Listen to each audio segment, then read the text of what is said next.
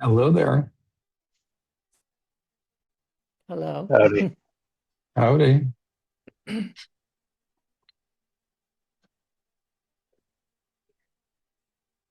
Morning. Good morning, Jonathan. Now we're both back in Rochester. Yes, and have to get together sometime. Let me know what's good for you. Okay, I will.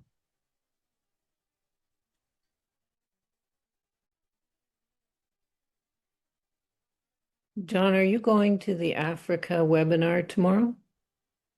Um, let's see. Al Habib is giving a presentation and Yes, Leonard isn't going to be there. I said I would facilitate, but I might have trouble not getting to be the host. okay, I will be there. We should mention that during today's meeting. And let me pull up the agenda. Um, I'm going to make Philip co-host so he can, or you, I don't care. Um, Click.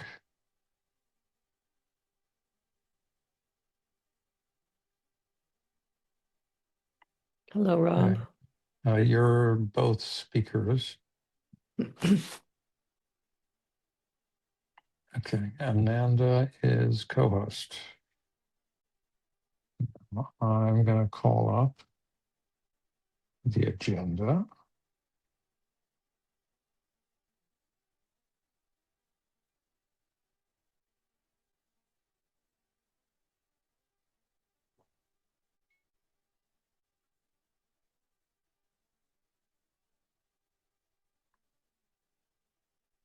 Wrong agenda.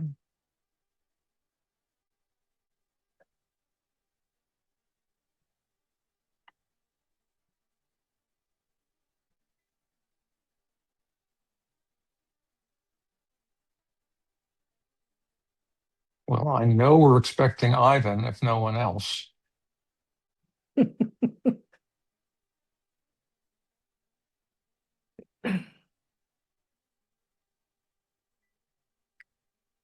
Ding dong.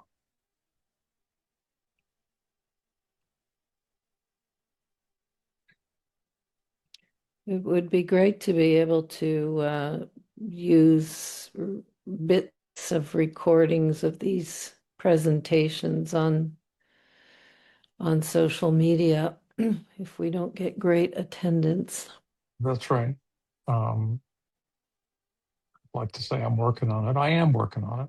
And we can certainly do it on demand. I can give you the recording and you can make the snippets, but I'm trying to build a system that will do that routinely.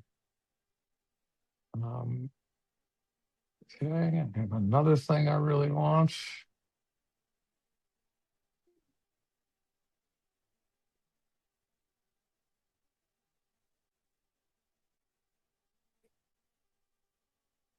Michael.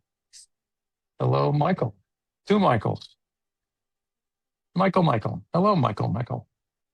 Good morning to yous, wherever you are. Good To morning. use. There you go. Perfect. That's what we say in Philadelphia. Mhm. Well, in French, we say tous et toutes, so not only plural, but masculine and feminine.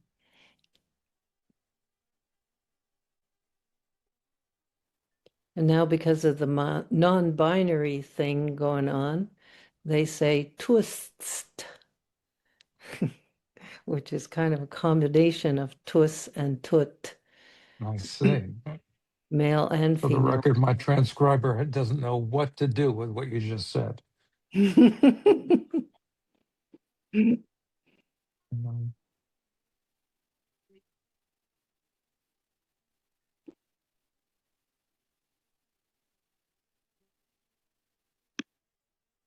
Yeah, and we'll use Philip's presentation in our meeting with the Buckminster Fuller group. So while I do apologize for the lack of publicity about this meeting, it will not be for naught.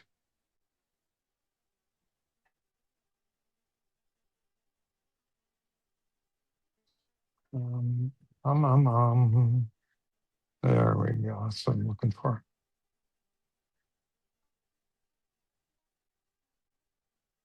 Okay. 9:05. Well, let's start with updates in case other people show up a little bit late. Michael, haven't seen you for a while. How are you? Yeah, I haven't been available much. I've been on the farm. I'm one of the, speaking of farmers passing on the farm, I'm working with my son, Oh, uh, cool. and who's taken over the farm and doing a great job. But I'm still working quite a bit. Hmm. So that's what I've been doing. I have still um, still in recovery from the global Earth repair uh, convergence, and I'm organizing another big event on in 3 weeks from now. So I'm in the thick of putting on another event. So once that's over, then I'll be able to uh, come up for air. And speaking of air, I was in It's uh, good. These are good segues, the, Michael. Keep going. there is the air quality in Eastern Washington is just horrific at the moment. So many fires. I was just in horrible air quality yesterday, very hazardous to your health, and had to work in that for a while. Hmm. Uh, but at any rate, so yeah, I firsthand fires. I saw a lot of fires in the last couple days. Oh, so they're actually in your area. It's not just the air quality, the fires. Oh yeah, they're in my area, and I watched a new one explode right in front of my eyes, actually. So yeah. So at any rate, it's fire and what they're doing to the forest, to the planet, is a big thing, as Rob would know from. There's a lot of fires going on in a lot of places. Yeah. The smoke plume from some of the Alberta fires was as big as the state of Alaska when I looked at it the other day. Anyway, but we don't have to go there now. But I imagine it would be nice to have a directory of all the different ERA things that have addressed fire at this point. Um, Hart Hagen's, for instance. But we Yeah. that's a real important topic when it comes to our forests and the planet and how they operate. Is that there's there that fires are a really big deal right now on the global scale of things. Right.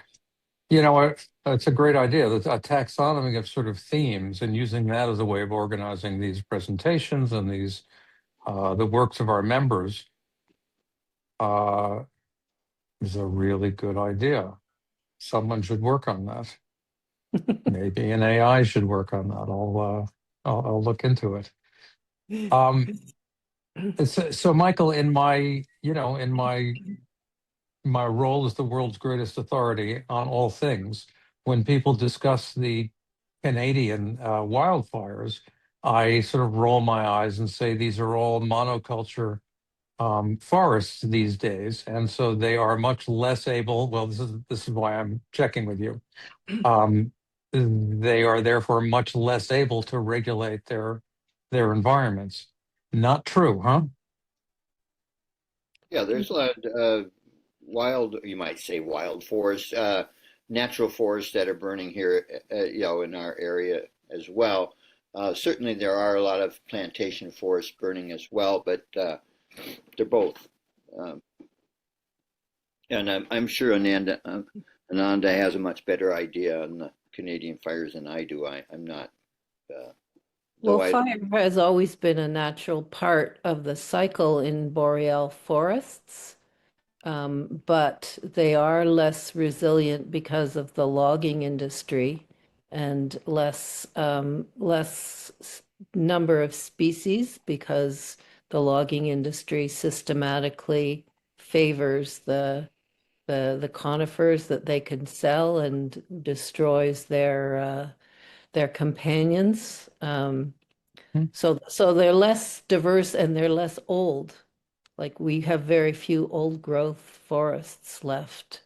They tend to be young little trees that burn. Mike, May be helpful, and ironically, because I've been up since about 4 this morning, I have my fire department shirt on there. The Along with what was said, not disagreeing with anything said, but it's also the fact that the decades of a misinformed fire management approach has increased the fuel load for a lot of fires that, while it's a natural fire ecology, because those fires weren't allowed to occur naturally, the fuel load had increased, that by the time that it did burn, it burned way hotter than it normally does naturally, and as a conflagration to where it actually creates its own weather. And that, coupled with the dehydration of the landscape, does not allow for the resilience, which again, for that area. And then if you look at the Southeast, same thing, Florida, that type of thing, part of fire ecology. But if the landscape's dehydrated, that landscape is not resilient in the face of fire. So it has, while it's a natural process, it has an unnatural result because of that dehydration. Thanks for coming to my TED Talk. thank you. So I guess the World Forest Authority should say these fires are symptomatic of a whole pattern of land mismanagement driven by the logging industry, among primarily, which is now taking in natural as well as plantation forests because it has it has dehydrated the whole region. It's raised temperatures and it's been mismanaged, both by removing biodiversity and by failing to cultivate or allow the natural fire pattern. How'd I do that time? I'd like just to ask another. I mean, Canada is so bloody big, as by the way is Siberia. I would say there are still large areas which are untouched by loggers in the boreal Arctic, I would say, but I'm just guessing that, and I think that that the Arctic amplification and the high temperatures that are there, right? It was in the God, we have to do Celsius again. Close to 40 in some parts of the northern Arctic recent of the northern continent there recently. So that would have an effect also, whether or not they are degraded by man. But Ananda, I'm not sure about what I just said in the beginning, so I'm asking you. The high temperatures, yes, that the climate change advancing faster in the north, that not many forests are touched by logging. I don't think that's true. I think that the logging industry has quite a lot of influence on the situation in the boreal forests. No, maybe I should be more specific. I guess there's still relatively untouched boreal forest in an area that size because there's simply no roads or rivers that would allow them to go in and get the logs out. So there could be even fires in places where the boreal forests are still relatively intact because of the Arctic amplification. But I guess that would need a specific study. I think it's not just man-made, it's just simply also the increased temperatures and drying out because of that. But just a guess, honestly. Absolutely, but I do think that there's logging roads and the logging industry has touched, because don't forget that, above the boreal forest, then there's the tundra. As we go further north, there's just like less trees. Yes, yeah, of course. And one remark again about the tropical rainforest, of course, that's a part where I do know a bit, and you see that individual large trees that could, have a value of maybe even up to $1 million each, are taken out, and they are the great evapotranspirers. So even if a forest looks sort of intact, if you take out these, some call it mother trees, which is not really correct, but the term is at least is people understand that, it degrades the forests in many ways, including its own humidity, what do you call it, balance. Yeah, that's Philip, true. And if you go even quite far north, the trees are small. Like the forest industry clear cuts and replants. So the trees like are seldom more than 50 years old. So I volunteer to check in I with was on a my hand up for like 5 conversations ago, so I don't know if there's a moderator paying attention to these things, but that would be me. I said your name a moment ago, Philip, but you didn't hear me. The floor recognizes Philip Bogdanoff.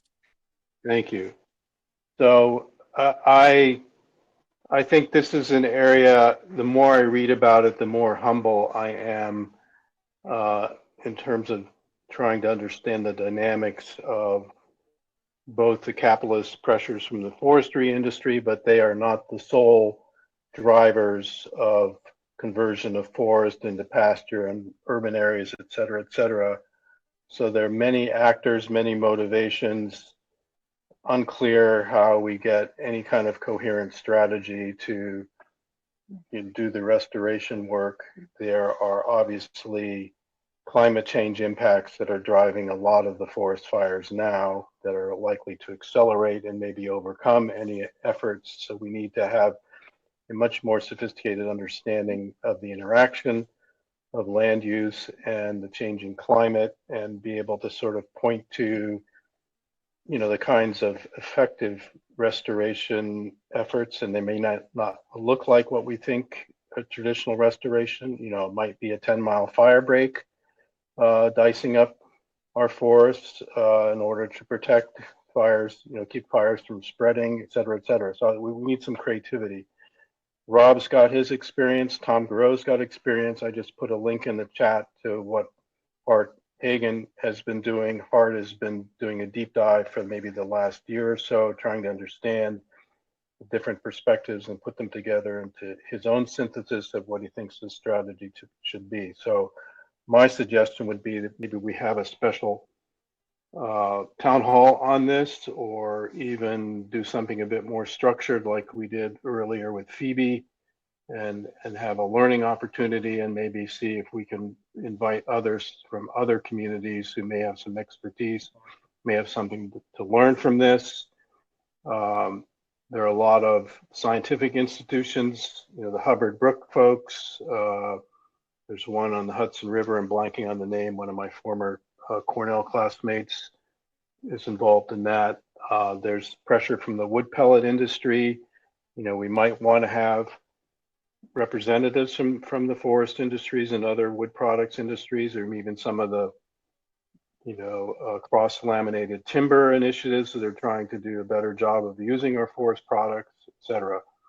People like Ed Hewling, who very recently showed that his soil fertility amendment, when applied to trees, increases survivability to near 100%, when otherwise it would be less than 50%, those kinds of things. Anyway, I'm rambling on here, but again, I think increasingly humble that I don't understand. The more I read about it, the more complex the things seem to be. So we may need to figure out how to help the world have more sensible strategies. They may need to be context and local, capitalist pressure, et cetera, all that kind of adapted. Anyway, thanks. Thank you. Rob? I agree with what Philip says. I just wanted to say that I think we have enough knowledge and computing power to basically pre-design what polygons could look like in certain local ecosystem, because all places are different. But the rule set that decides how they would look are available. So you could do modeling based on, it's a little bit like, DNA. We have a gazillion species, and it's based on just a few DNA combinations, which gives all these possibilities. So I'm pretty sure that we could build that.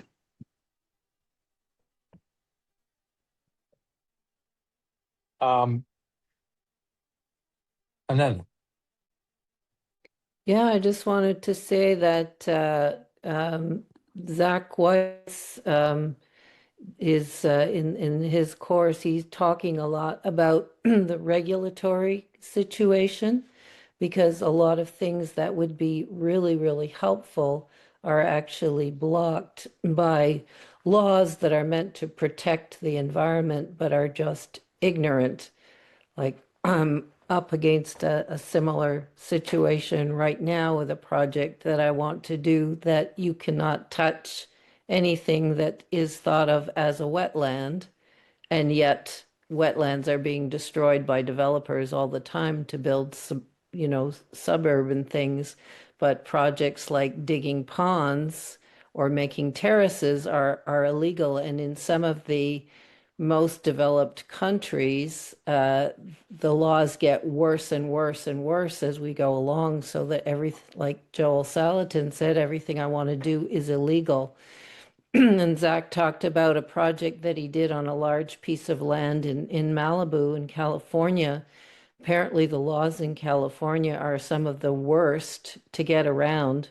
And so they went ahead and did this project, which involved digging ponds and making terraces without any permit 11 years ago. And when the wildfires came by, it was the only piece of land that wasn't completely scorched. And then when the mudslides came a couple of years later, it was the only piece of land that didn't suffer from mudslides. So, I mean, despite the empirical evidence, mhm. it's still illegal to do a lot of the things that we want to do.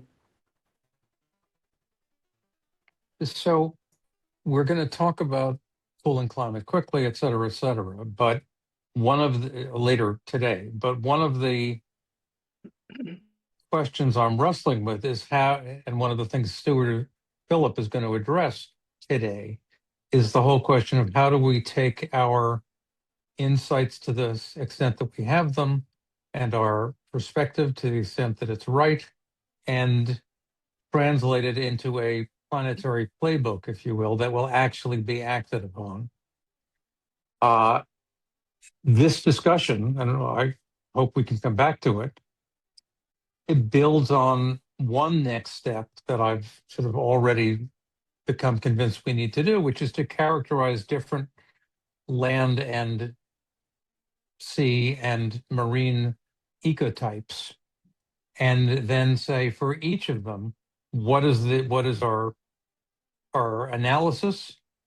And now I think we should identify the actions that we think are called for given the analysis. And then we should identify the policy blocks which may be preventing those actions, and maybe also the finance blocks, but some sort of a template of that sort, where you describe the ecotype and then you sort of divide it into four subtopics, is an example of something that could be done for 20 different ecozones around the world and might become an interesting guide. I'm looking for some way of structuring this problem, and I have now shared it. Mike. Liking that idea and kind of tagging onto what Philip said, would an approach that may be more effective be identifying the blocks per region and then how those influence the ecotypes. Because as Ananda said with the wetlands, here, same thing. If you want to do a living shoreline, Right. even though it's a nature-based solution or nature-forward solution, you meet resistance from the regulatory environment because they're protecting wetlands, even though the regulators themselves want to see you succeed, and they're trying to format that in a way that does. And then if you go to Europe, it is even more constrictive in what you're allowed to do, because no matter what you do, you're breaking some law. And if you don't do anything, you're breaking some law. So it may be easier to identify the constraint, which is typically the regulatory environment, and sometimes the funding, the economic side of that, which living in a capitalist society is the one of the trade-offs to having the innovation from that means that a lot of things don't happen unless the money's there. Well, there are insurance. We see it in Florida where insurance companies have backed out. I'm surprised we're not seeing it yet with the wildfires, where it may be insurance and it may be financial. Europe, Great Britain has task force financial nature disclosures. And these things may be a driver for that change, that if they speak their language, we speak our language. If you can overlay those two and align it, at least in a positive direction, whether it's 100% or, aiming at least in the general percents, it might be an approach that becomes more effective, translating it to the regulatory environment. Just a thought. Well, you're quite right.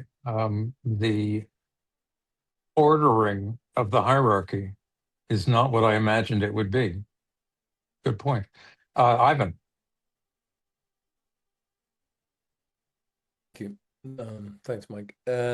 I was just going to bring the theme that I think is part of today's discussion, which is stewardship. That's one of the words that's mentioned here, because as I prepared a short presentation for today, and as I contemplate the work that I'm doing here in Portugal, more and more I'm convinced that we can't do anything without local people, and we can't theorize, we can't project our ideas, as beautiful as they seem, as the solutions that seem so clear to us still require somebody on the ground that's going to be there when we don't exist anymore. Mhm. And they have local knowledge. They've been doing things for 1,000 years. They've probably been doing things wrong in some ways from our perspective for 1,000 years, but we've got to work with them to find solutions, because they are the people that are connected to the land.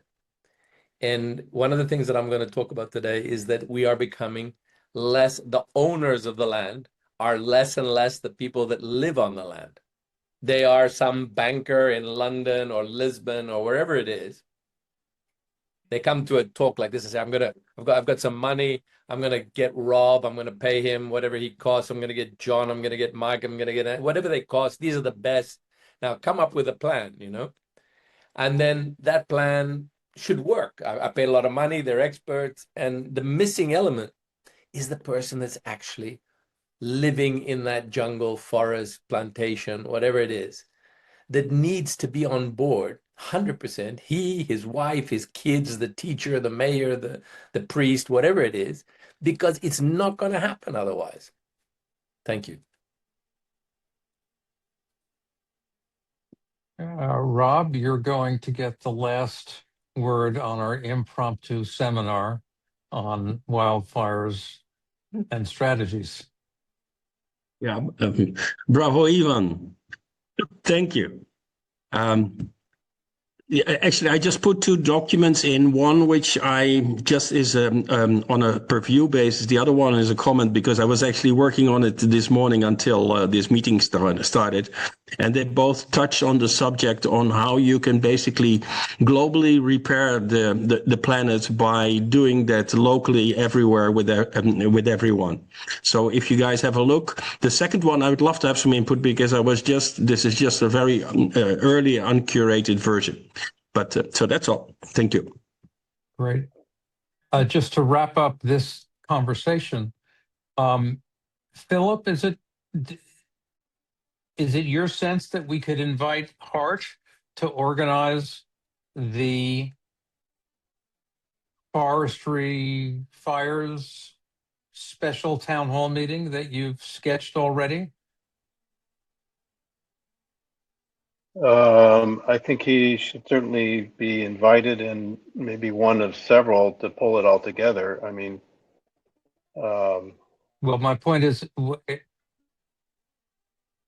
other thing is to maybe take a look at what he's planning to do in his course. He's going to be inviting in a fair number of outside speakers, so that's, and his efforts are focused on that right now.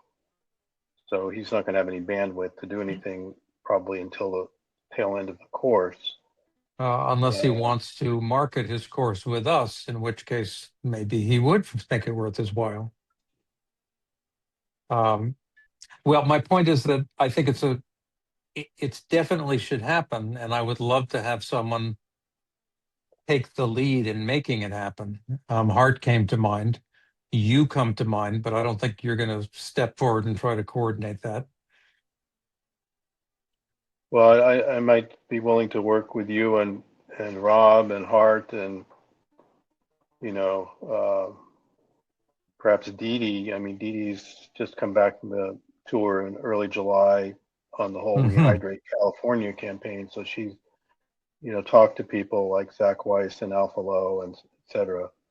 Well, So, all right, now we're getting somewhere because Dee Dee visited Sally Calhoun in California with Alpha Low just recently, and Sally is soon to be scheduled for this purpose, but it has just drifted from forests and fires to California and hydration. So we have to think about this.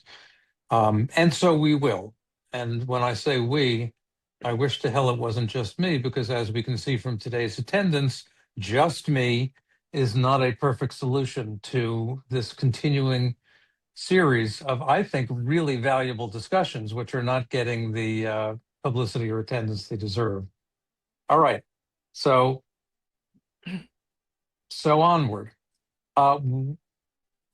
We could go. I actually think that Ivan gave such a nice segue just now that we should stick with the order on the agenda and have the discussion of land and future generations before we circle back to nature cools cooling climate quickly, the cooling leverage index, and watts per meter squared. Those are the items on our agenda for today.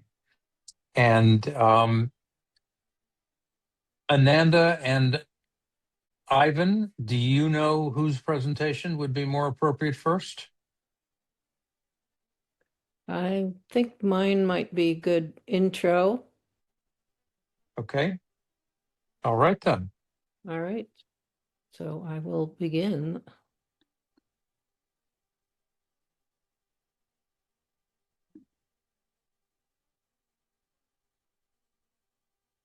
All right. Damn. Okay, slideshow. That's what I want.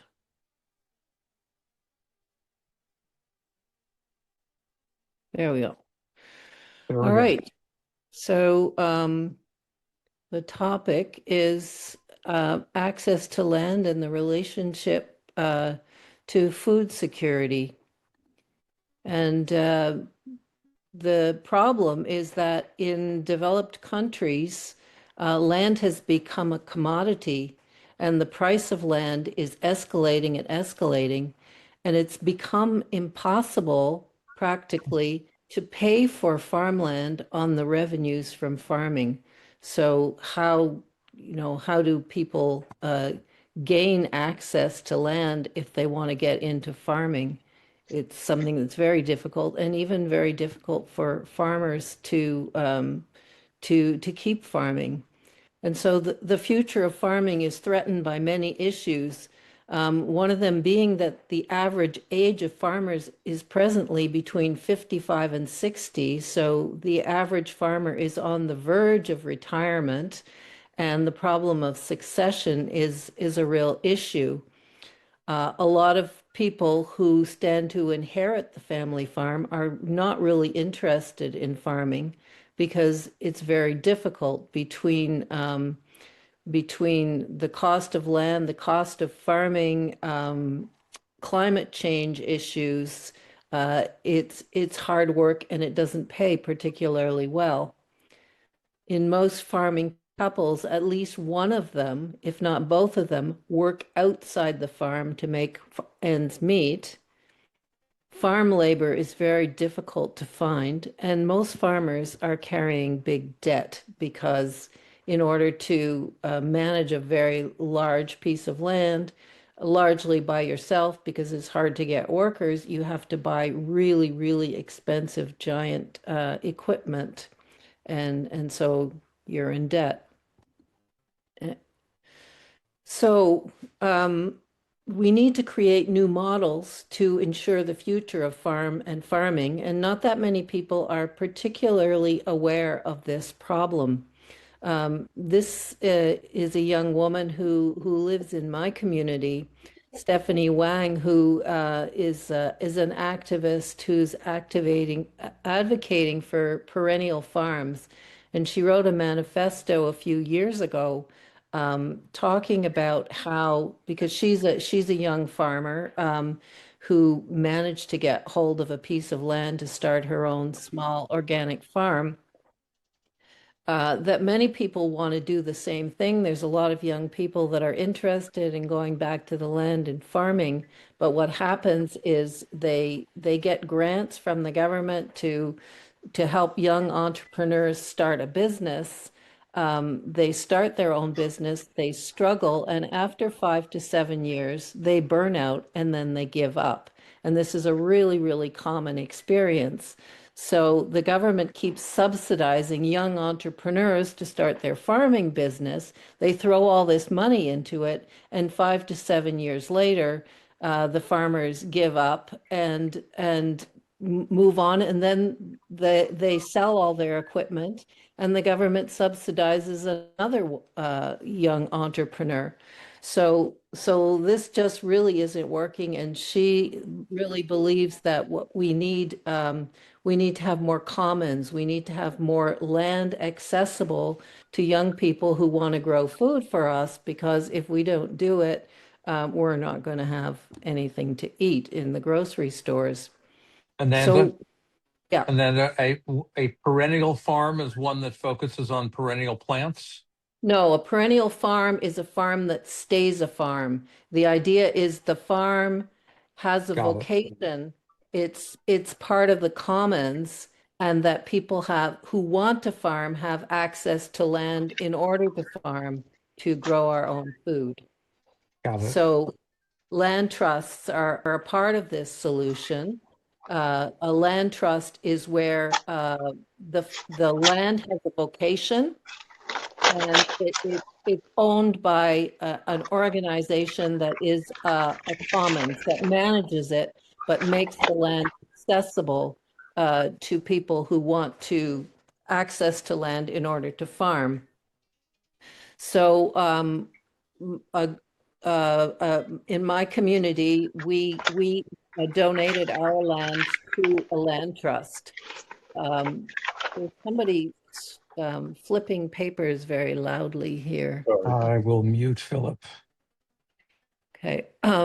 So we were co-owners with a couple of other families of a 50-acre piece of land, and we recently donated that to a land trust.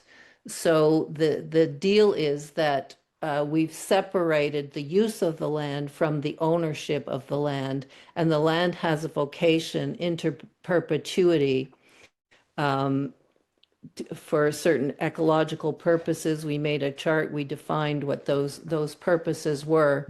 And we have an agreement with the land trust that the former owners remain users as long as we want, but we're also part of a collective that is integrating new people into the garden. So it's becoming a kind of communal garden place. And there's a few models of farmland trusts that are operating in the US that are more established. One of them is Iroquois Valley Farmland Rate. and they've been operating as an investment model, which is an interesting formula. They get impact investors to invest into farmland, which helps them to procure farmland, and then they develop relationships with farmers. So they now have land in 19 different states. They grant access to the farm. The farmer either rents the farm or has a long-term, like 99-year lease. So they can have a reasonable rate for acquiring the land. They run their farming business. The shareholders are investors in their farming business, and they improve the land because the Iroquois Valley requires them to be organic and regenerative. And so they only farm in a certain way that improves the quality of the land and basically makes the business more profitable because it's more resilient. The land is functioning well and it's well hydrated. So that is a model for giving long-term access and also access to loans and things like that to buy equipment and do the things that they need to do at a reasonable rate. Another model that exists in the US is the Agrarian Trust. It's a 501c3 that helps communities to build agrarian commons. So this is a slightly different model. The organization helps community members form a trust, and then they give them the tools to manage and develop this trust. Their goal is to remove farmland from commoditized markets and provide farmers with long-term affordable land security to develop independent farming enterprises that benefit their community. And the Agrarian Trust also has a penchant for providing access to more marginal groups like people of color and different communities that normally have more difficulty getting access to capital. And the last example is another example from my own community. There's a farm that also operates as a nonprofit organization that purchased a piece of land through community obligations, which is a form of patient loan. So they get community members who believe in the cause to put money up front as a kind of investment, which they will pay back eventually, but the need for a patient loan because it takes time to build up the business and to build up a piece of land to make it profitable. So this land has been purchased. They don't have a mortgage, but they do have a debt in the form of these obligations. And they provide low-cost rent to like 4 different farms are operating on that land. And they raise money in order to keep the rents that the farmers have to pay reasonable. They raise money through agro-tourism. They organize meals with gourmet chefs, so they have tourists come for these fancy meals in the field. They have a beautiful location. They have a store that sells local products, local wines, and things like that. So it has a funding model that doesn't depend on charging the farmers a lot of money in order to be there. So, in conclusion, we have a real issue that not very many people are aware of, and we need to develop new social and economic models to assure the future of food and farming. So, all these examples that I've given are new and experimental, but they're the beginnings of solutions that need to be developed and propagated because the problem is real and it's escalating, and it's not something that very many people are very aware of. So we have a strong need for social innovation to provide access to land for people who want to grow food for us. what a crystal clear presentation. I have a question there, so I'm going to start, but other people may have questions or comments before we go to Ivan's variation on the same theme. I'm really happy about this.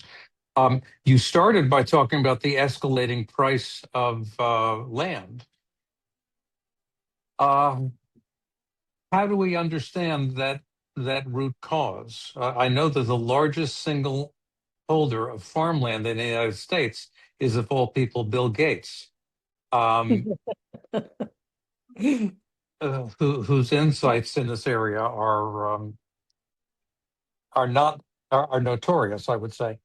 Um, how do we understand that? Is it that industrial farming is so profitable that the capital-rich industrial agriculturalists are buying it up, or what?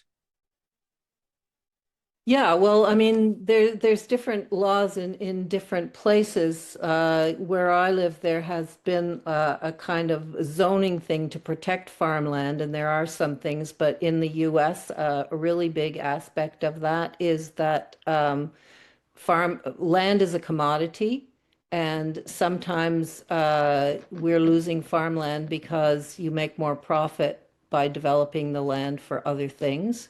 So Hmm. we're losing farmland. That in combination with the fact that farming is hard and difficult, and more and more young people think that farming is scut work and would rather be sitting in front of a computer and making the big bucks doing something else. Um, it's a real combination of social factors, but the commoditization of land, like whatever makes the most profit, is where the land is going to go, and very little foresight or thought about what are we going to eat. I mean, right now, the fossil fuel industry is still enabling us to import large quantities from places where labor is cheap, but that isn't gonna, none of this is sustainable. We live in a Philip, complicated world, don't we? yeah, it's multi-factor, but basically it's capitalism. Well, that makes it simple. Let's solve that. Okay, well, listen, I Land is a think Ivan's commodity. talk Yeah, is a perfect complement to yeah, what I you've think just so. presented. So let's go to that. Philip, Philip has a hand up. you're on You're mute. I'm putting a, You're on mute again. You muted yourself in mid-sentence. sorry, my computer is sluggish. First link is to something an enemy might like to know about. There are some state initiatives where the state is buying the land and then leasing it back at a lower cost to farmers. And then, if you didn't already know it, Sally Dodge spoke at our first Buyer for Climate conference with her partner Dale Gulbenson about the Iroquois Valley Farmland Trust before they became a REIT. And that's also a very inspiring talk. Yeah. And as some of you have already heard that locally at the county level, I'm involved with a group of now about 8 folks that are trying to make good on the county level planning department recommendation from 2010 to establish a farm incubator. We have a department looking for land for us to do the business development side of farming. There's lots of people, particularly in the DC area, immigrant families with lots of agricultural experience who can serve the refugee or whatever immigrant communities sort of culinary needs and want to develop products, but it takes, as you said, takes some time and experience and knowledge to develop a product in a market niche. Hmm. So we're trying to do that, and the whole food system is incredibly complex, many players, mostly ignorance on the part of all of us eaters about just how at risk it all is because of climate and energy issues.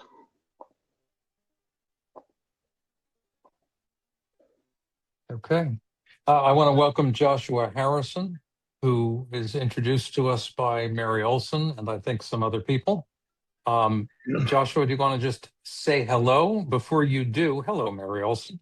I will mention that you've come in the middle of a discussion of issues of land ownership and the next generation.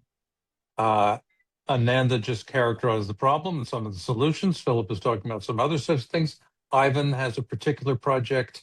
Ivan is a board member and is going to be talking about the way they're addressing that in Portugal, which is a good example of what Mike said, which is a different legal and regulatory environment, which requires a different kind of solution.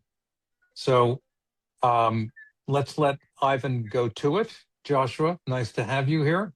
Thank you. Sorry, I'm maybe late. between our two presentations, I'll invite you to just tell us a little bit about yourself. Ivan Sellers, board member, ERA, and a newer board member. Welcome. Okay, thank you very much. So this is my first town hall meeting and my first presentation here, so bear with me, please. Can you see the presentation? Yes, sir. Yes.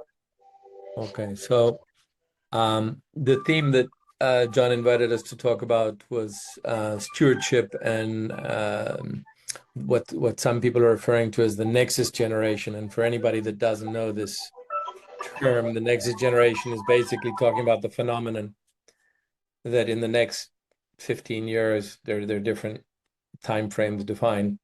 A very large amount of money is going to transfer from my generation, let's say 65 plus, the baby boomers, to their children and grandchildren. And I'm very interested in this. I had a different perspective before I started to do this presentation because I thought, oh, all these people are going to be getting money and they're not like their parents who wanted Swiss bank accounts with hidden numbers. They're more ecologically friendly. This is going to mean a huge pool of money for us environmentalists and ecologists. This is going to be great. But in the process of writing this presentation, my expectations went slightly down, and we'll see what happens with yours by the end. Not completely, but so I run a foundation in Portugal, and we don't have the possibility of having land trust or easement in this legal system. It doesn't exist. In many civil law societies, there is no trust and there are no easements. Governments do not want to give away money for conservation. So let me just see how I go to the next page here.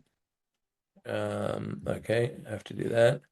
So nobody knows how big this handover is going to be. There's a study that says it's going to be $105 trillion by 2048. There's another study that says it's going to be $36 billion over the next 20 years. So whatever it is, it's a large amount of money and it's going to transfer hands. The thing to retain, though, is the last line on this side. It's not cash. It's mostly land and building. So that was my first deflator. It's not people that all of a sudden can go and write a check, okay? And the other thing that is a bit of a deflator for me is that 75% of it is being inherited by households who are already in the top wealth tier when they receive. This is not some kind of redistribution. This is a concentration of money amongst a very small number of households. 2% of households account for half of everything that moves. And only 8 of the 93 trillion, if that's the figure that we're talking about, will actually reach the real economy. So the rest will, as we're about to see. So I was AI assisted on this presentation, and the line was, we're creating a landless generation inside the wealthiest society in history. And I think that's really something we have to stop and think about. Yeah. Mm-hmm. But I like to think that just because there's a plastic problem in the world doesn't mean I can't go and clean the plastic on my beach, right? So it doesn't mean we have to lose hope. And this is a kind of an interesting statistic again for the United States. It touches on a figure that Amanda was mentioning, which is that the farmers on the whole are quite old, but they're as old as the landlords. So it's not like we're passing land from an older generation to a younger generation, because the farmers are also old on this land, and 79% of farmland is owned by people who do not farm. So if you own land and you do not farm, you have to have a farmer, and the farmer's also old. So we have two issues: concentration of land, and there's nobody there to farm it. Okay.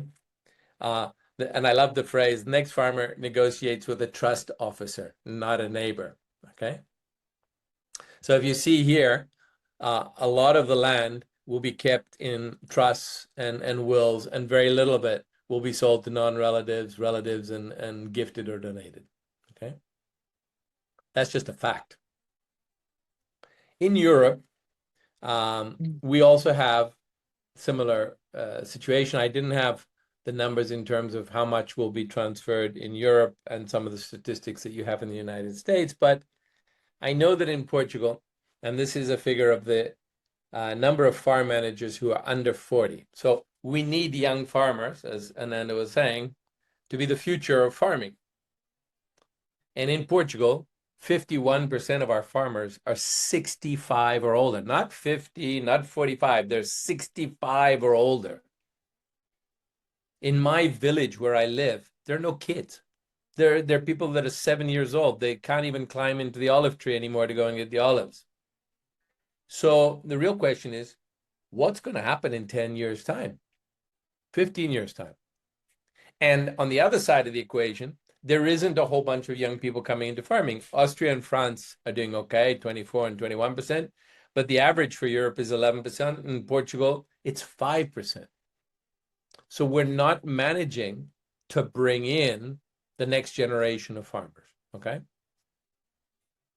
And that's worrying also because of another reason, and that is that if we want to do restoration, if we want to try and introduce new ideas, the time frames that farmers work with, forget now that there aren't any farmers, but the time frames that farmers work with are very short. An average contract for a farmer is perhaps 7, 10 years, and they have to renew it. So there's no security, okay? And we all know, coming from an ecological background, that the time frames for nature are much, much longer. A tree takes, an oak tree takes 25 years to mature, and maybe another 10 years to be productive. And, to walk, I walked the other day into the Lisbon Botanic Gardens, and I was really surprised to see trees that were 100 years old, because I just don't see trees that are 100 years old in my daily life. And I wanted to get down on my knees. It was like being in the church. These are 100-year-old trees. My goodness, I've got to come to a zoo to see what a real 100-year-old tree looks like. So we've got a mismatch between the timing of the market, which is short term, and the timing of nature, which is much longer term. And out of this short-term mentality, we are limiting our ability to see what we need to see. Because when you're focused on the short term, you're selling your land after 7 years or 5 years or 10 years, you're not even staying there to really see what happens. I have volunteers that come for 3 weeks, and I say, forget 3 weeks. You need to stay for a year. You need to stay for 2 years. You need to stay for 3 years, because otherwise you're never going to see what actually is happening here. And many of the things that we do focus on will be focused on what happens in 3 years. What do I need to maximize or do so that this works in 3 years or 4 years or 5 years? We have hedge funds that come into Portugal, buy the land, intensively farm it, and their model is, after 10 or 15 years, they abandon it. They sell it on to somebody else at a pittance because they've ruined the fertility of the land. But that's part of their model. And then it takes 75 years, 100 years for that land to recuperate. And nobody is regulating that aspect of farming. the commoditization of farming, as Ananda was saying. So my examples and my experience is mostly in Portugal. What's happening in Portugal? So it's not that I've actually got the wrong presentation here, but it doesn't matter. It's not that we've already had our handover, as this slide has said, and I've since corrected. We're also going to go through that handover, but we've already gone through a phase where our rural economy has been debilitated. And there's a guy in Spain right now, Jaime Izquierda, who I'm very enamored with, because he says we used to have a rural economy where when you wanted to have some shoes, you went to the shoemaker. And when you wanted a sweater, you went to somebody who knitted you a sweater. And you had an economy that actually was self-sufficient, was an economic system.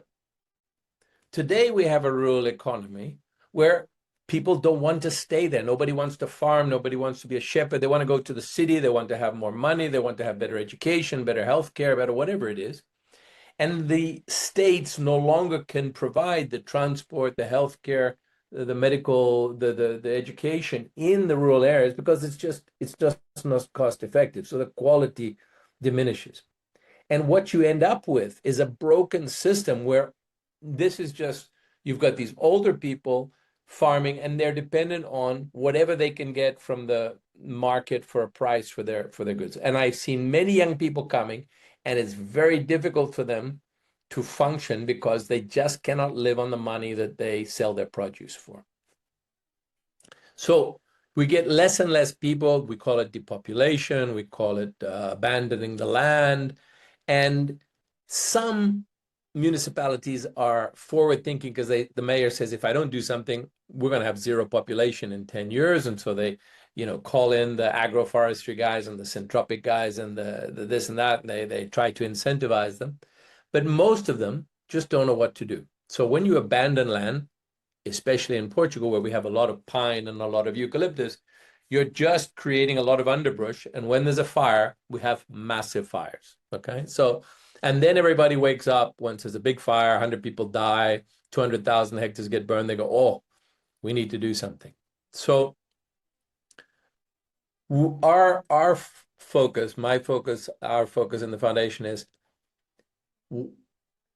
what can we come up with as models that incentivize and protect the care of land over longer periods of time? How do we move away from the property that we have today? And I've written an article which I shared with John today called Property is Technology, because property was designed for certain needs of human beings. If I'm going to invest in this field, I don't want somebody else to come and benefit from that 3 years from now. I want to be the one that benefits from the fertility that I've created here. So we created a system of private property to protect those rights. But the market values the short term. It doesn't necessarily value the long term. And nature needs long-term focus. So what we're trying to do is separate within the legal system that we have the ownership of land from the use of land, as Ananda was saying. And we don't have in Portugal trusts, we don't have endowment easements. So we've relied on something called a surface right, which was largely used in the construction industry, and we're adapting it for the conservation industry, okay? And we will be the first to do this. We haven't yet signed the first guardian agreement, but we've received a donation of 1,600 hectares. I think somewhere I saw that's 3,600 acres. John has visited it. It's a very beautiful property. It's quite dry. It's been very exploited over the years. So the quality of the soil, the retention of water is very low. But what we're trying to do is say, we, the foundation, make a commitment to never sell this land. And we look for a guardian, we vet the guardians, we train the guardians to become the stewards of that land.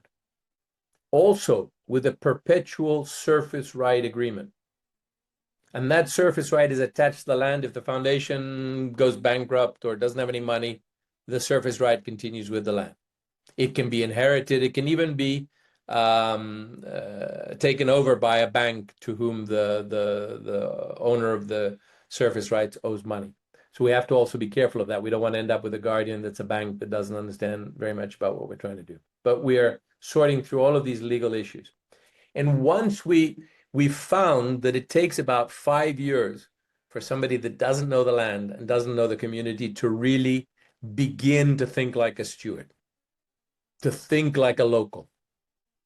If they're from the land and they're from the community, much less, a year. And then we have to focus more on some of the skills that we think are necessary to become almost an entrepreneur, a rural entrepreneur. Because you have to start thinking about business models. Is it honey? Is it agro-tourism? Is it this? Is that?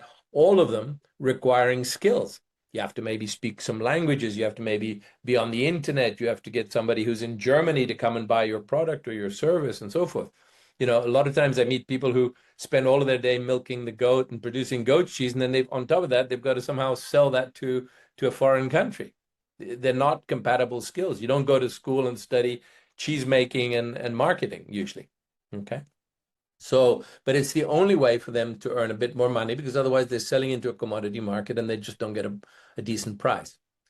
And we, the foundation, then act as a monitor. And to be able to act as a monitor, we cannot and do not in our constitution tell the guardian what to do.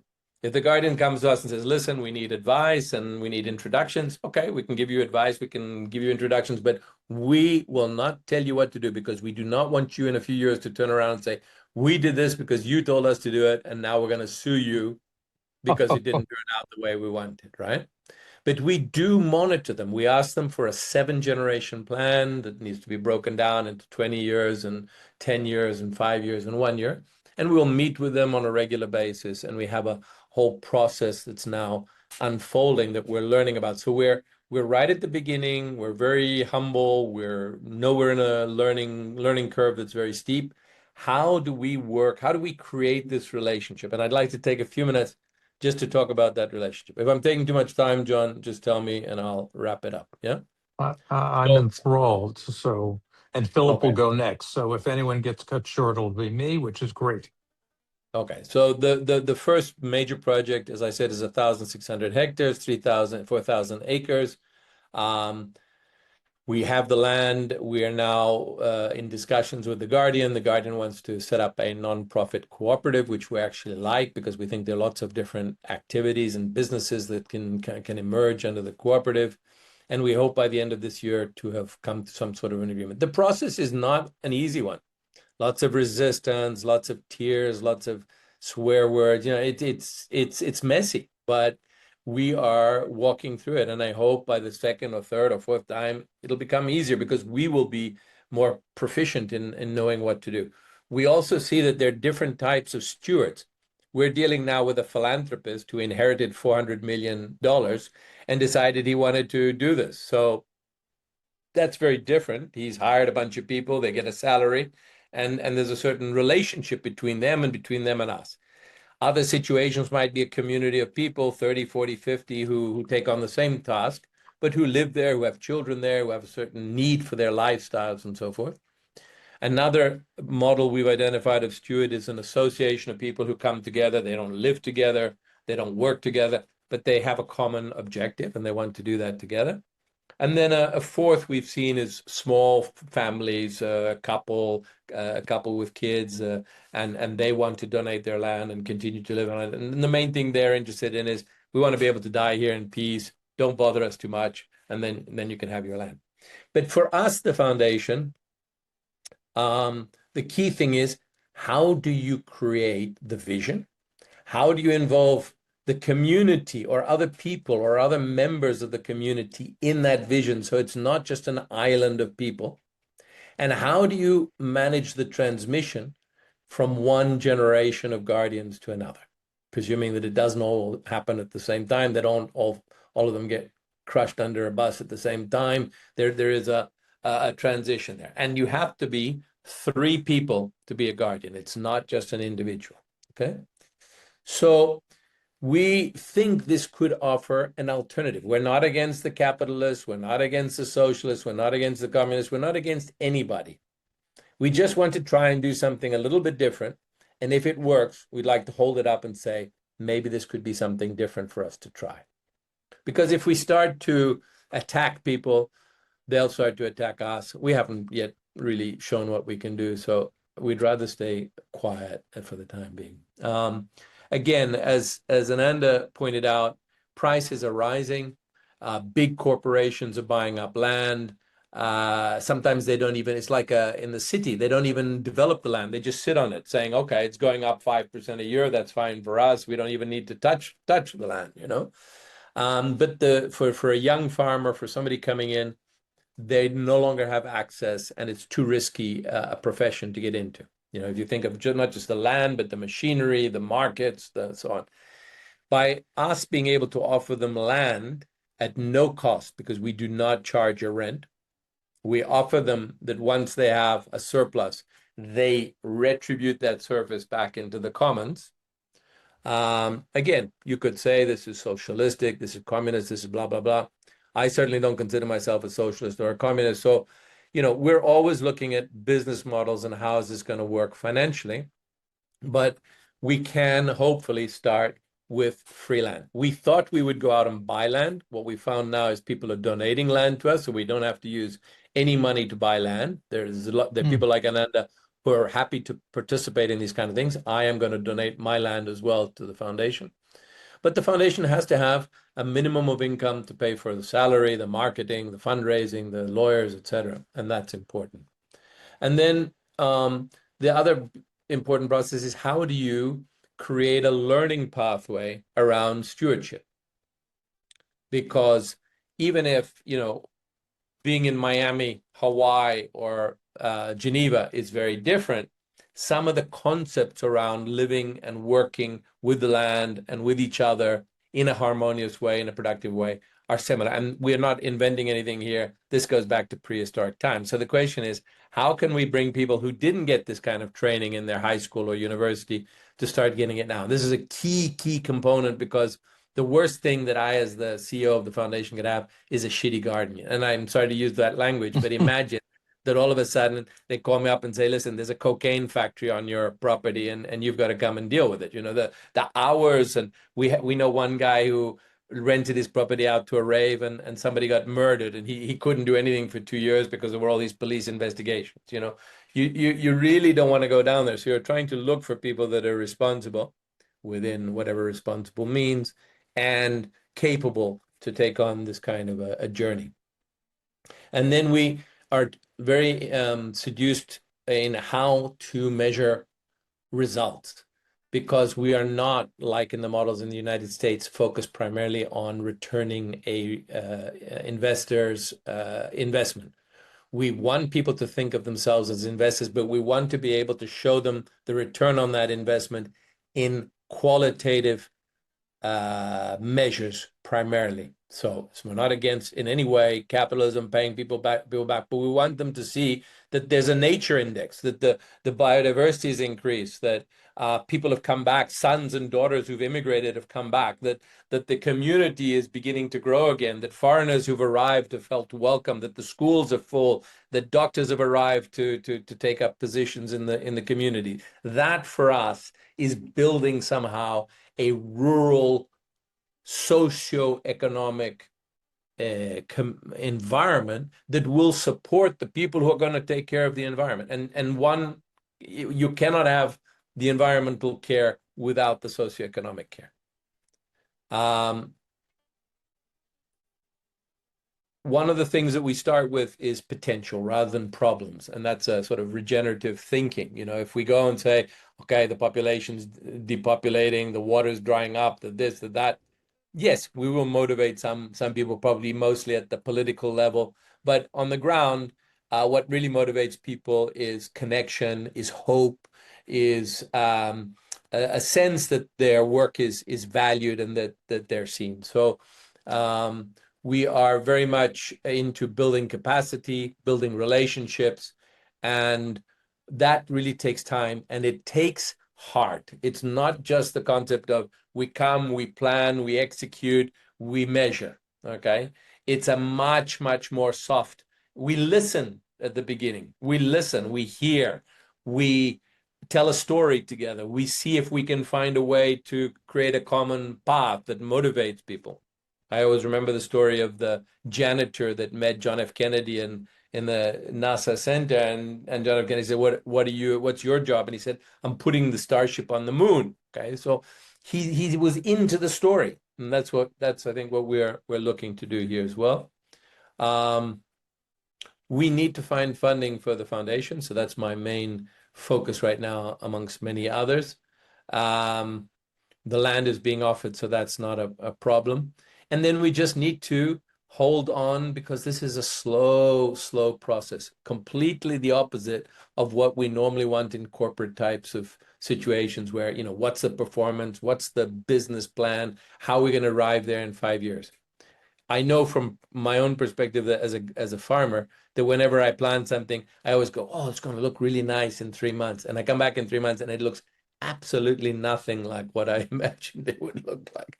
So they say, if you want to hear God have a good laugh, tell him your 5-year plan, So we are dealing with some of the issues that I think will be affecting communities all around the world: absentee ownership, this consolidation of land in the hands of large corporations, very wealthy people, so that they are not connected to the land. I've had numerous guardians and stewards tell me, we don't want anybody to come and work with us that isn't based here, not even if you're just coming from the weekend, unless, of course, you're working and you're sending us the money that allows us to do what we want. But then be humble enough not to come and tell us what to do when you come on the weekend, right? Because you're not connected. You're not connected to the land. So I'm sorry that I didn't have my special Claude final presentation. This is obviously the one before the final, but it served anyway. And thank you very much. That's my presentation on Nexus and stewardship. Thank you. It's not obvious that this wasn't your final presentation, but if you want to, well, I think it's great. Any questions?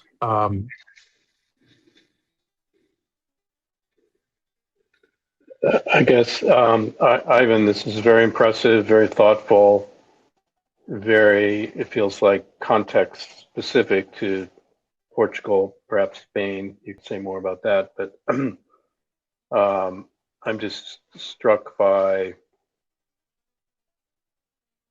comparing what would normally be what appears anyway, a sound strategy for moving into the future that requires, decades, if not 175 years. I don't feel like we have that time. So how do you compress this into something that can demonstrate that it makes an impact in the direction that we need in the time we have? You can punt on that question. That's a really tough one, but. Yeah, and could you stop screen sharing, please?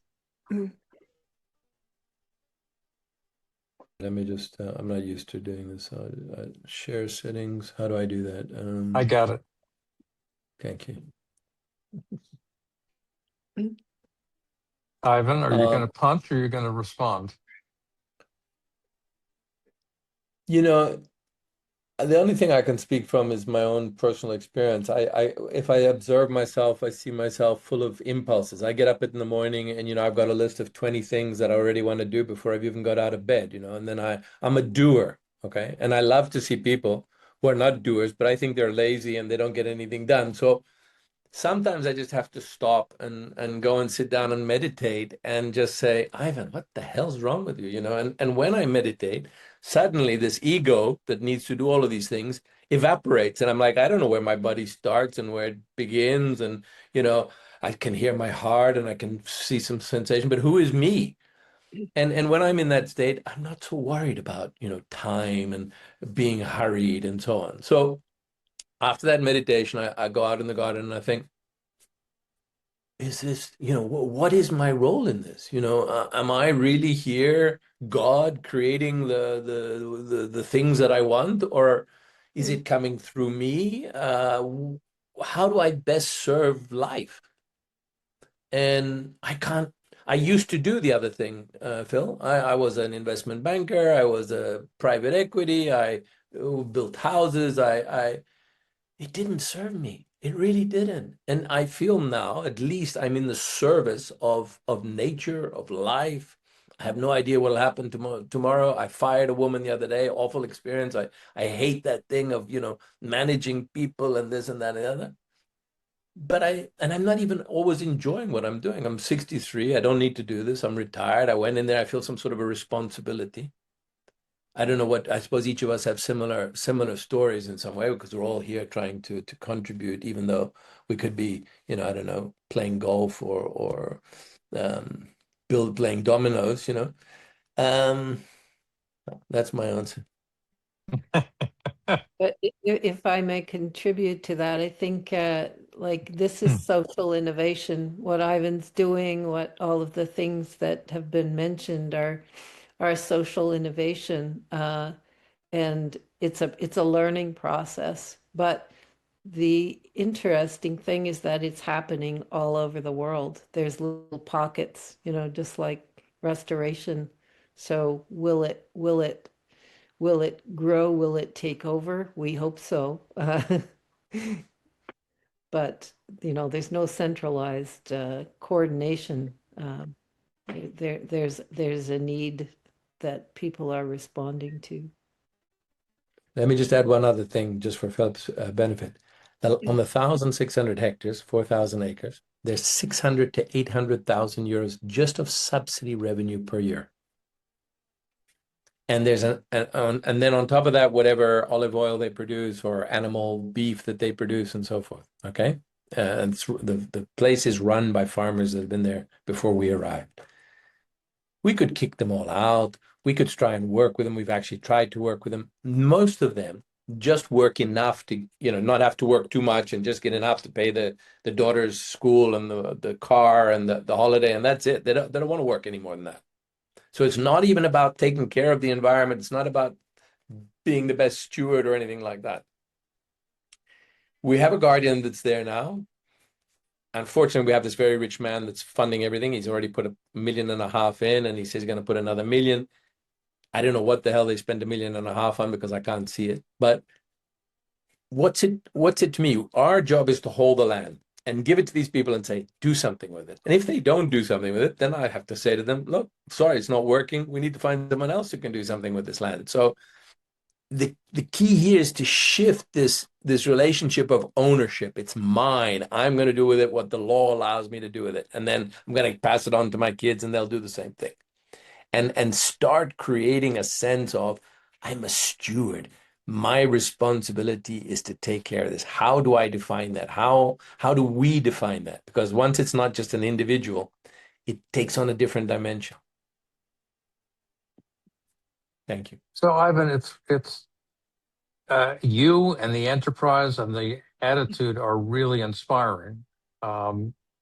And I'm one of those compulsive doers who does not meditate. So I want to say, why are you not also trying to buy the bargain land that you say the pillagers are selling at a pittance and make it a part of this venture?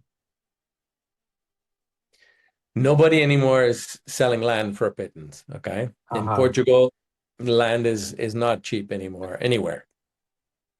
First.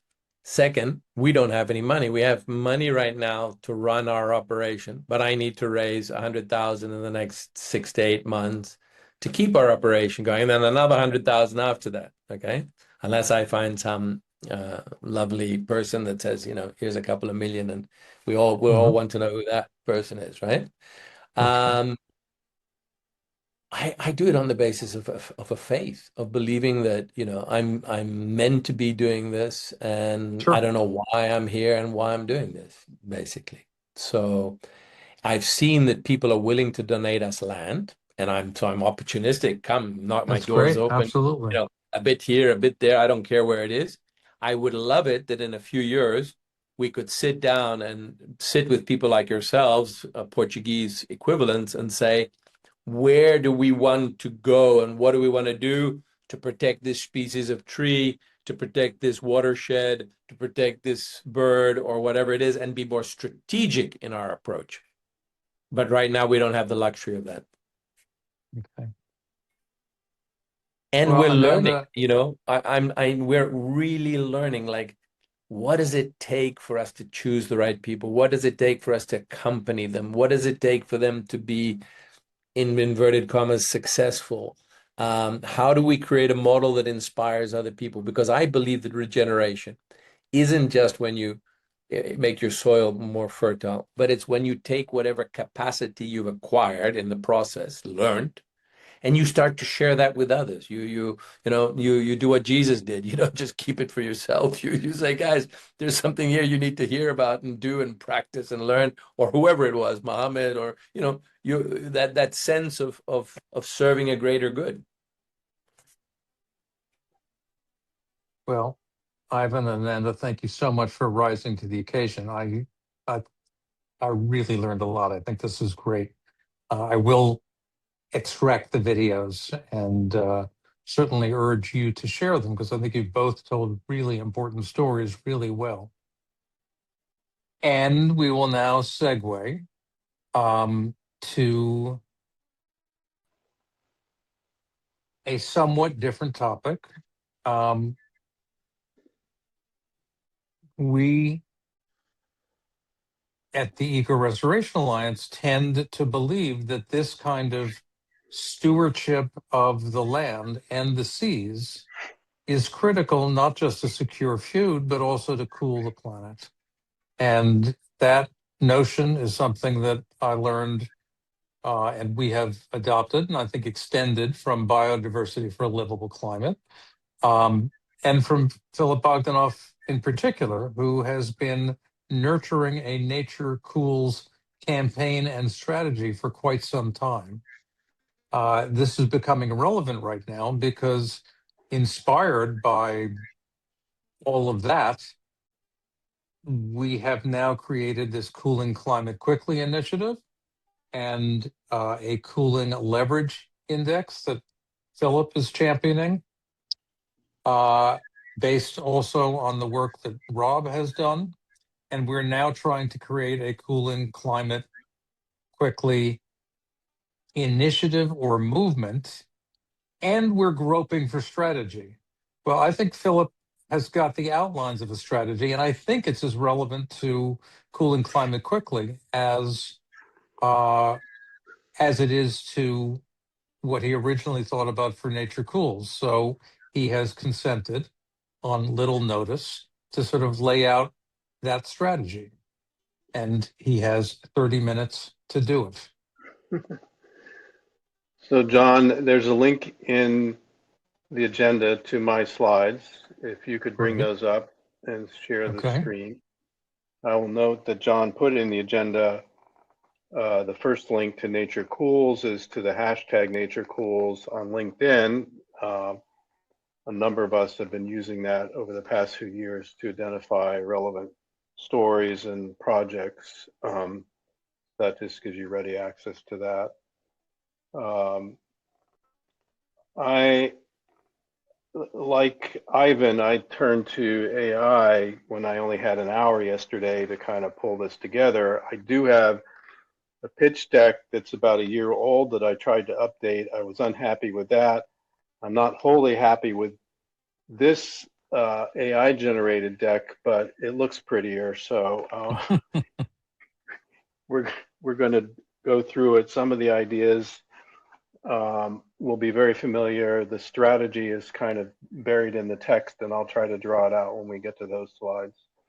And basically, I'm going to say this is the, what is it, the alpha version of the slide deck. It will have to go through numerous revisions as we kind of refine this. All right, so next slide.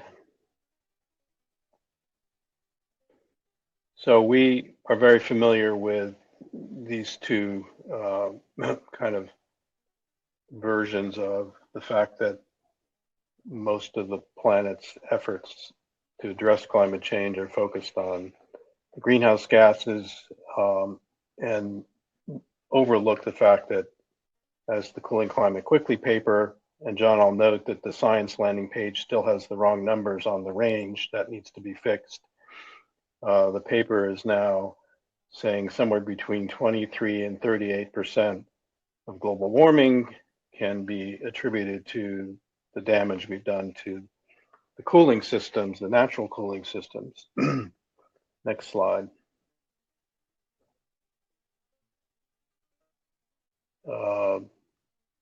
Yeah, this is stuff everyone's familiar with. Next slide. Again, very familiar. Okay, so the stuff on the right is what we're trying to get out into the everyday, if not the inner circle conversations about how do we actually address this problem. Next slide. And then the cooling leverage index was something that emerged out of my interactions with ChatGPT around the question of, okay, if we want to have audience members go away with something that they can focus on, where do we ask them to focus? So the question is, you know, where can we invest in helping the planet restore that cooling function? Next slide.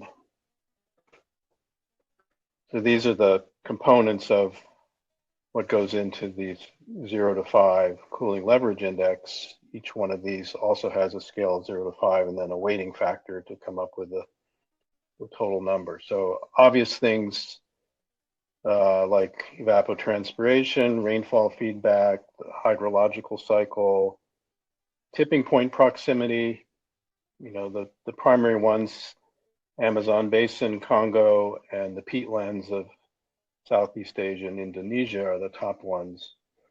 And then the question of adjacency, I think John calls it in Cooling Climate Quickly paper, dimension 5, the heat risk reduction. You know, does it happen where humans can feel it? And then the last is how stable is the regime, both for prospects for going in and doing the work, and then if we go in and do the work, how long is it likely to stay in place? So that's complex based on a lot of human factors, but increasingly some climate factors. Next slide. So, as I mentioned, tier 1, Amazon, Congo, peatlands. We have other equally, or perhaps not as equally important, but still very significant regions. The regreening of the Sahel is high on the list because people are doing it and it's something that can be done and it can have a regional impact. We have big problems with melting glaciers in Himalayan watersheds. I don't know that anyone has really figured out a large-scale way of fixing that, but it's nonetheless going to affect literally billions of people. And then tier 3 are things that are maybe in your own neighborhood or accessible to you through the web or regionally that can show people how it's done, help people make better choices between project A or project B, etc. Next slide.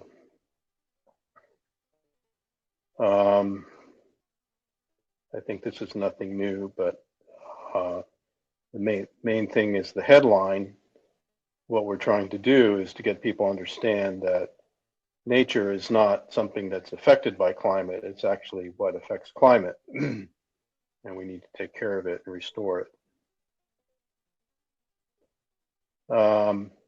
So the campaign is designed to figure out what kind of documents do we need to help introduce these ideas to people in very diverse audiences. So far, we have American Climate Psychiatry Networks, Psychology, we have Mass Nurses Association, we have Climate Land Leaders in the Midwest. Hopefully we have everybody here that's mostly already on board, but how do we help, say, a nurse who knows that climate is creating more heat stress, heat deaths, and that's emerging as a priority in their professional life, how do they also perhaps bring something additional, maybe not wholly professionally, but outside their job that helps address that problem? And maybe it fits into the goals of the professional organization that we're involved in. Mass Nurses Association has 38,000 members, and we're talking with their executive board about figuring out how to make this. They already understand that climate heat is an issue, and we're trying to figure out, can they adopt some of this nature-based stuff as part of their messaging of how it can be fixed or addressed. So that's the narrative shift. Digital infrastructure, all of us are compiling various lists of websites, maps, etc. So how do we make all of that navigable, accessible to different audiences, to the lay public, etc. As I mentioned, the partner enablement is initial trials with a handful of early partners to figure out, okay, how do we meet your languaging needs in explaining these concepts to your professional audience.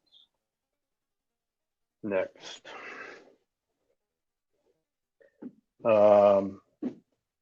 Yeah, the AI pulled this in.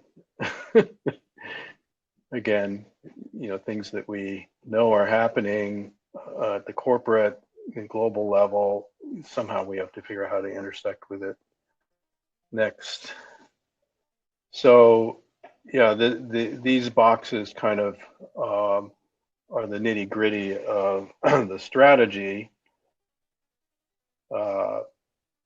Take our language, co-create campaigns, figure out how to reach your 38,000 members, inspire some of them, do events that sort of provide opportunities for people to get engaged, to see restoration work, up front. The bottom row there is, advocate for change. We've already had a conversation around Florida legislators met in Tallahassee maybe 9 months ago and spoke with Lisa Van Susteren with the American Climate Psychiatry Network about the fact that they know once DeSantis is gone, some of the major roadblocks to them addressing rising sea levels and heat, et cetera, will reduce, and perhaps they can be more proactive about doing something in Florida. So the question is, what do we do? So we gave them, 20 pages of recommendations of how to sort of think about doing things from backyards to regional scale in Florida. Local works. The climate leveraging index it points to the areas that it needs to be paired with the cost, the return on investment for particular projects in those areas. Rob is showing that he can create a direct funding mechanism which has low friction for actually doing restoration work in the Amazon. It's still subject to the political boundaries, the other threats from the forestry, motivated folks, etc. But it's probably a much more beneficial environment to work in than the Congo, where you have multiple jurisdictions, you have civil wars, you have extraction industries, and not really any major organizations that are focused in trying to restore that, at least from what I've been able to gather. I don't know a lot about what's going on there, but it's clearly a high priority area that we do need to kind of educate ourselves about. So that's one of the things that the campaign needs to kind of wrestle with is how do we use the CLI tool, the return on investment, and eventually we get some experience on the ground with the cost of doing this and measurements showing perhaps some local regional cooling. And then we have a better list to present to investors and funders, a priority list for here's where your dollars should go to make the biggest difference. Next. Yeah, so that's the overview. I'll come back later with a more in-depth explanation. We're particularly being inspired by Damon Santola's work. He wrote a book called Change, How to Make Big Things Happen. He studied, for instance, how Twitter languished, for almost a decade after it was invented and then suddenly exploded. He looked at why did that happen? How did it happen? And created, I'm going to grossly simplify his theories, but simple contagions. Somebody like Taylor Swift, who has, 80 million followers, the kinds of things that come from her node are relatively simple ideas. Buy this piece of music, sing this song. Complex contagions are ones that change behavior, and they take a much deeper foundation. You have to have a respected leader within a local geography who demonstrates something over time and encourages people. Many people are likely familiar with Gabe Brown or Joel Salatin, each of which have produced remarkable results on their own land, but yet their own neighbors refuse to adopt any of the practices. So can you reconcile, because they seem to fit Damon Santola's model? Or is the problem that they don't have local influence? Right, but both of them are having influence elsewhere. So, the local influence part of it is, maybe something we need to learn more about how to bridge that gap. The title was Damon Santola, Centola, Change, How to Make Big Things Happen. The other one, only recently recommended to me, is called Amplify, by Adam Met. And he worked in the entertainment industry, and he's taking his learnings and applying it to, the subtitle is How to Use the Power of Connection to Engage, Take Action, and Build a Better World. So they complement each other in nice ways and have some very strong suggestions for what we can do to kind of help promote the cooling climate quickly kind of ideas. And both of them say this is not something that happens overnight. You have to build relationships and trust and find the people that others in different sectors will communicate. So we've got a funding sector, we've got an ag sector, a forestry sector, a media sector, government policy sector, et cetera, et cetera. So we need to have people within our organization sort of focused on each of those to build the relationships, bring those people in, figure out how to help them take what we've learned and package it, translate it, inspire their own communities with it.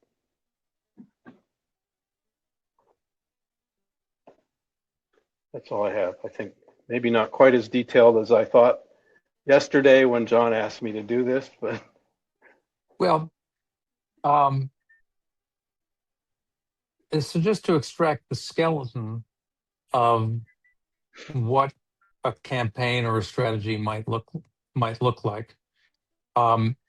You start with change the narrative or change the narrative framework, and then you talk about bringing together allies. Then you talk about giving them the languaging, which is one of the worst words on the planet right now, the languaging they need in order to carry this forward in their own way. And then you talk about focusing on the Santola magic, identifying, I think there are two steps. One is you talk about dividing the world into the sectors that you need to attack, and there's a divide and conquer aspect of this. And then there's whatever the complement of divide and conquer is, coalesce and unify component, which involves seeking, help me here, those non-contagion influencers, the ones who can change behavior, who have got, according to you and Santola, some well-defined characteristics. They are, let's go through that trilogy again, please. I don't know if it's limited to three, but they're well known and respected within their community. They are pioneers in putting things into practice, and they have a certain level of trust and authority amongst their local geography. Are those the things you Okay. were looking for? They are. They are. I would And also say part of the first stage of building partnerships with initial groups and translating is also figuring out how to help them. People are going to ask, what do we do? So there's simple things like, shift your lawn from a monoculture to biodiverse permaculture, to the extent that you can, and then advancing to advocating in your local level and, looking at, statewide policies and incentives to make these kinds of changes, and maybe having conversations with the people that in the funding world or elsewhere. So those kinds of things also, there's going to be a conversation going on between us. People are going to bring us problems that we haven't solved before about those kinds of things. How do I inspire, my MAGA neighbor to take a look at this? Those kinds of things. And once we've got some, we're building that, once they're a bit more confident in the core of it, then we're going to go after the bigger players who should be helping us, Greenpeace, the Nature Conservancy, Sierra Club, etc. Some of those conversations have started, but we have to have a stronger evidence that this strategy is something that's going to work. Ivan,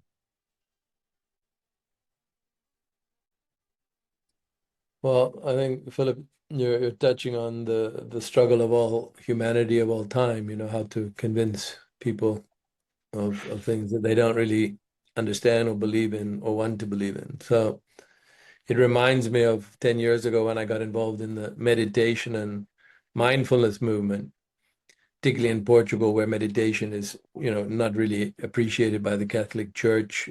Now a little bit more because there's some Catholic priests teaching meditation, but it was interesting to see, because what really made the difference, and usually America is a leader, but in this case, even though mindfulness came out of John Kabat-Zinn in Boston, because he brought it in a medical context, and then it went to a psychological context, and it was shown to be able to deal with depression, and it was shown to be able to deal with and it was recognized as a viable treatment.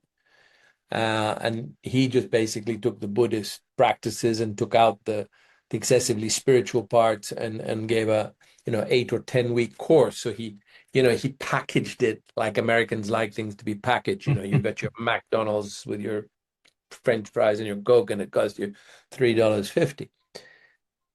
But it was in the UK that the real movement became, because in the United States there was so many different voices, and immediately, the ones who were mindfulness plus didn't talk to mindfulness minus, and the Buddhists didn't talk to the Catholics. And in England, they got everybody together and they stuck him in one room, and they said, nobody's leaving here until we have a thesis that is in a language that everybody can understand. And they produced a number of documents.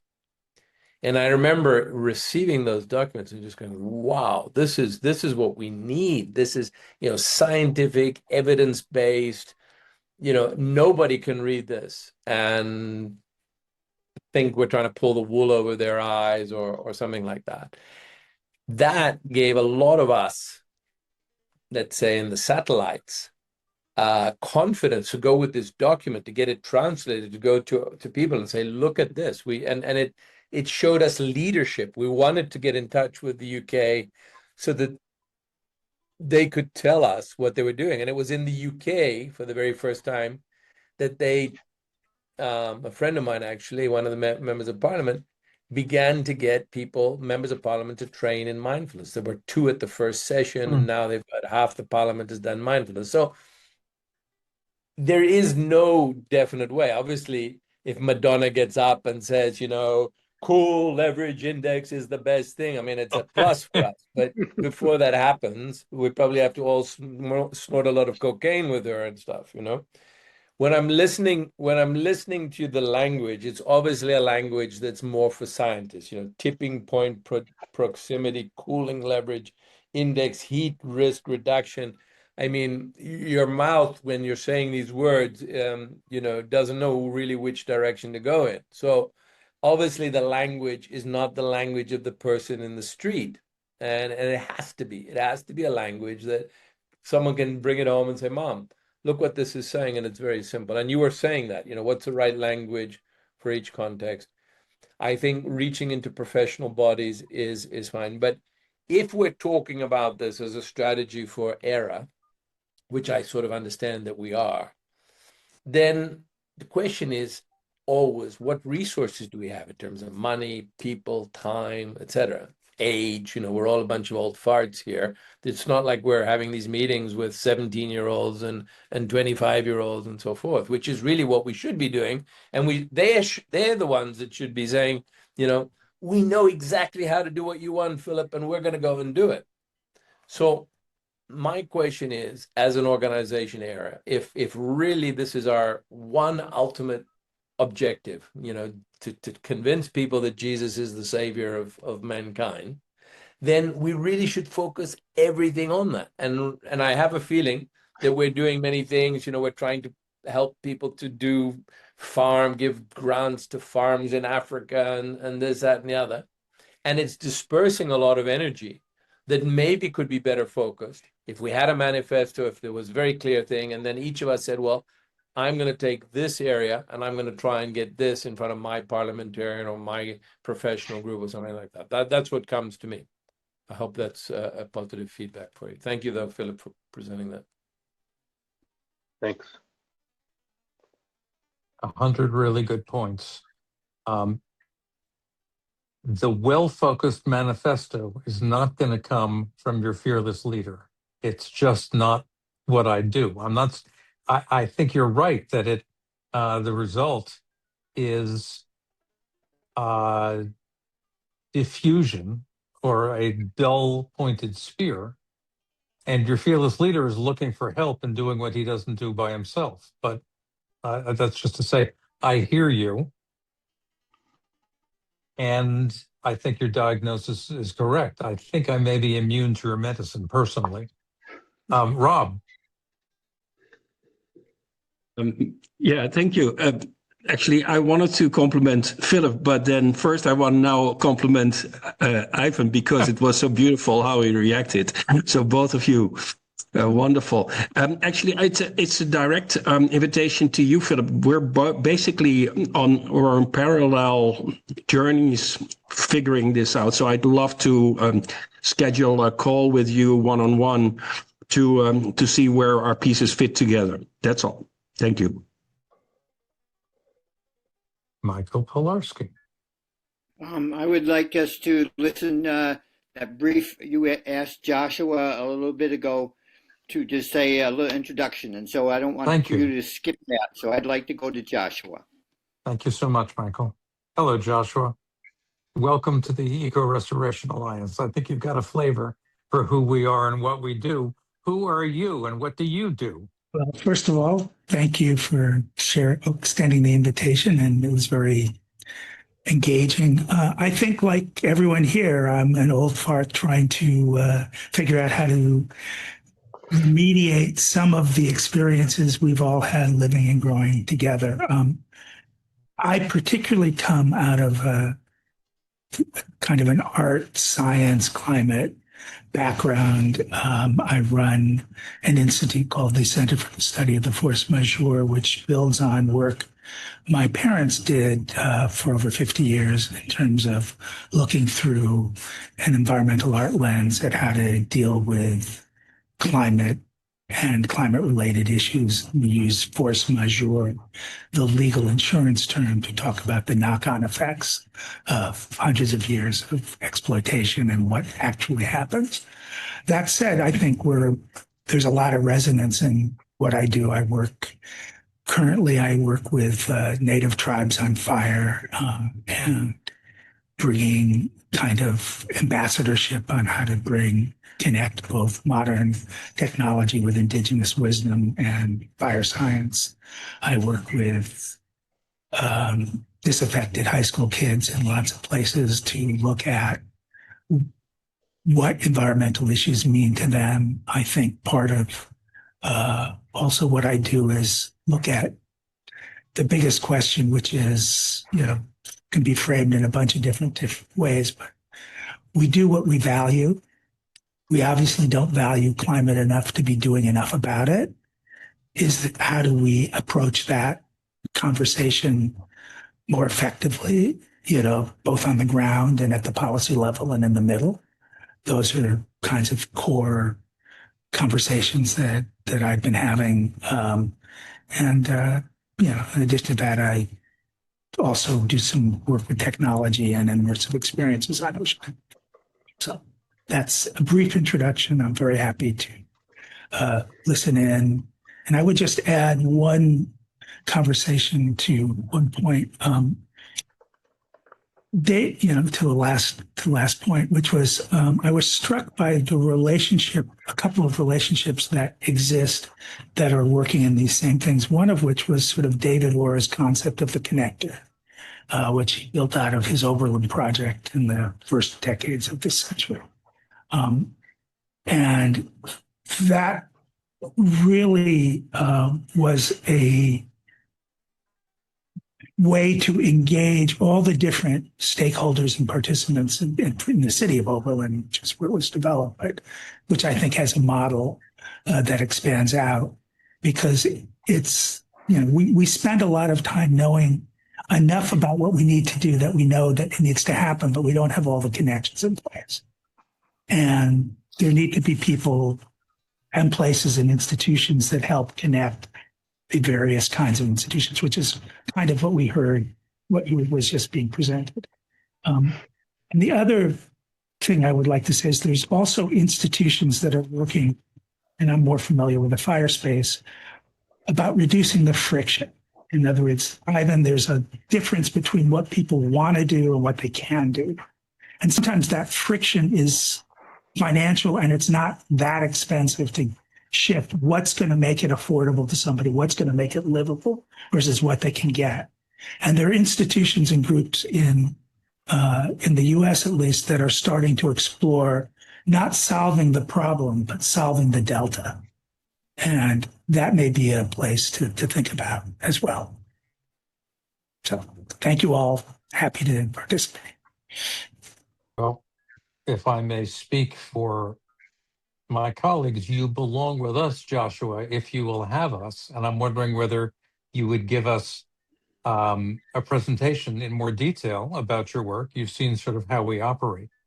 The other question I have for you, because if you in fact join us, you'll just be one more old fart among other old farts. I wonder whether you can bring some of your young people to the table with us. It is a real issue for us, and we haven't addressed it. This meeting notwithstanding, we have brought in a substantial number of African people of color who meet on a different time schedule, but we have addressed that aspect of old white fartmanship. But finding Western youth and really figuring out how we can support them in their Western and Eastern youth in their endeavors is not something we have made much headway on. I think that's a really important point. Again, I can't promise anything, but I will raise it. I will say one thing. One of the things that I do every week is I join a group of 20-something climate activists every week to just do direct political action. And it's been a really interesting and rejuvenating thing, as I'm old enough to be some of their grandfathers. And so it's like, and so that's kind of for me, it's a personal connection for me to stay grounded. But anyway, I will keep that in mind. We'll see how that happens. Thank you. Without threatening to crash the party, what is that group? Oh, it's called Brooklyn Climate Change Makers. And Okay. it's just it's a very smart idea. They ask for an hour every week to basically work together. And it's I have brought young people into, and they all seem to like it when I do. But that's a much Nice. simpler ask than talking to a bunch of people about big ideas. It's very much the first Sure. step, getting your hands dirty and doing something, just coming in and being told, make this call, write this letter, here's this problem, And that's a really big open door for people, but it's not, solving the big issues situation. Right. And Joshua, where are you located physically? I'm mostly in New York City. Most of my work is in California, so I'm in between both coasts. Okay. There's a story too. Michael, Could we get an email for you, Joshua, or connection point? thank you. Sure, let me just see. I'll just put my email.